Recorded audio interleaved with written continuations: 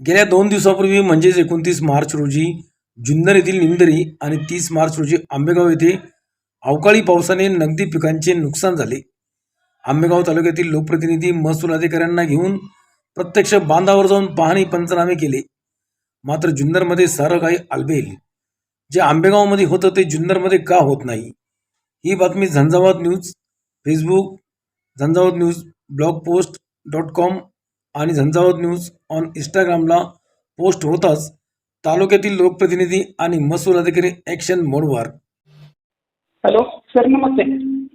हा नमस्ते. आपल्याकडे अवकाळी पाऊस झाला आहे. मी जिल्हाधिकाऱ्यांशी बोललो.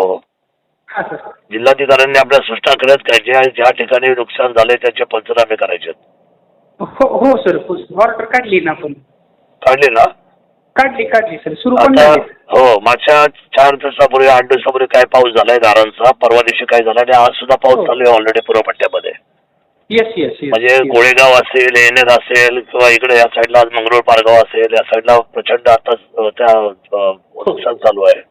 हो तर याचा अवकाश जे काय समजा आता या मागच्या 8 दिवसामध्ये किंवा इथून पुढे काय अवकाळी पाऊस होईल या महिन्याभरामध्ये चान्सेस जास्त आहे. तर आपण सर्वांनी बिलकुल चांगले पंचनामे करा आणि पाठवून द्या. त्याचे निर्णय, त्याची पॉलिसी कृषी मंत्री आणि आदरणीय मुख्यमंत्री याच्यावर निर्णय करतील. जी सर. ठीक आहे, ओके.